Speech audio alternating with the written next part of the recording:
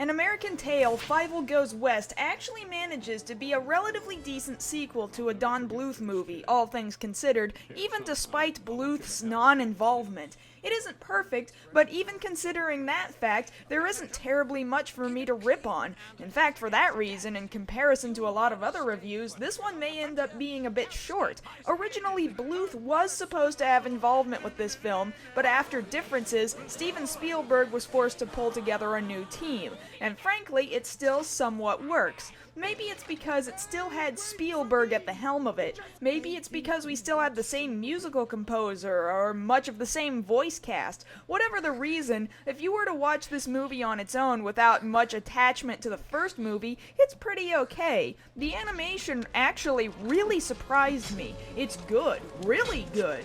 We're introduced to a couple new characters with interesting voice casting. James Stewart as Wiley Burp, John Cleese as Cat R. Wall, John Lovitz as Chula, and others. It's an interesting and varied cast, to be sure. All of this being said, it does feel more like a cartoon than its predecessor. Characters feel slightly less intelligent than before, and there are large pieces of incredibly ludicrous events happening with slightly more rubbered animation to let you know that the events are meant to be comical. It all starts off in New York City with the Marzgurl family still living there. Fievel dreams of going to the West and meeting his hero, Wiley Burp. Looks like he soon gets his wish because a group of cats led by Cat R. Wall spook all the mice out of town and trick them into traveling to a western town called Green River with the promise of great opportunity and a community where cats and mice are capable of living together peacefully. The truth is actually that the cats plan on tricking the mice into slave labor, even up to building a great big mouse trap to catch and eat all of them at once when they're done with them. In the midst of all this happening, Tiger, still voiced by Dom DeLuise, has fallen for a lady cat with the incredibly clever name of Miss Kitty, who leaves him for Green River, saying she needs a cat who acts more like a dog. With both Fievel and Miss Kitty headed for Green River, Tiger also makes his attempt to get there, but he runs into the most trouble. Tiger has the majority of scenes with ridiculously rubbery animation, including this one where he's trying to escape an angry pack of dogs while trying to catch the train.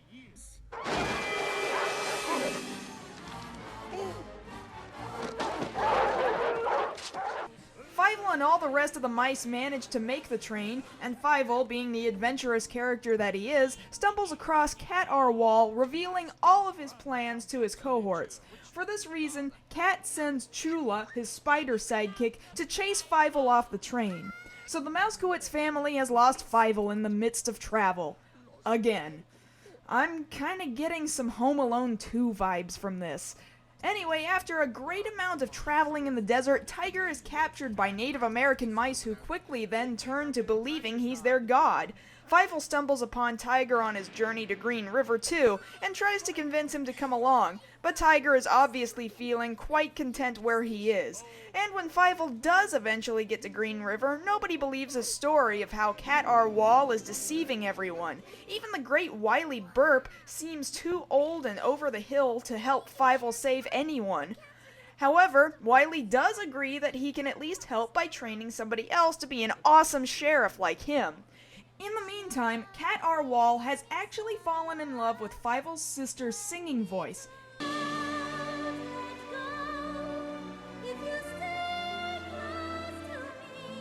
He decides to bring her to his saloon and have her trained by none other than Miss Kitty.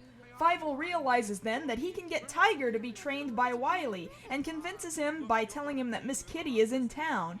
This leads into another really ridiculous and rubbery moment where Tiger gets trained by Wiley to be an awesome law-enforcing dog.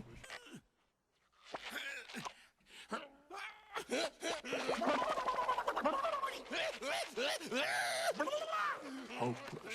And so Fievel, Tiger, and Wiley come into town just in the nick of time before all the mice are captured in a giant mousetrap.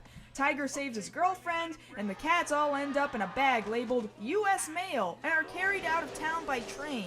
And the movie ends with everybody getting everybody they ever wanted, a green field growing, Fievel earning a sheriff's badge, and Wiley feeling happy just to get one big last hurrah. So, it's a simple enough movie and a perfectly decent narrative. It certainly managed to do far better than Secret of NIMH 2. This is probably because it was actually a movie theater release and not a direct-to-video title, meaning Universal actually still had a budget for it. But it still doesn't quite have the heart of its predecessor.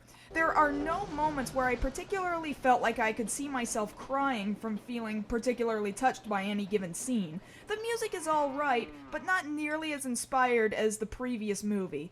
Basically, I'm saying that this movie could stand on its own just fine. I just don't necessarily feel like it does a good enough job as a sequel, though it comes closer than most other sequels to Don Bluth movies, and that's saying quite a lot.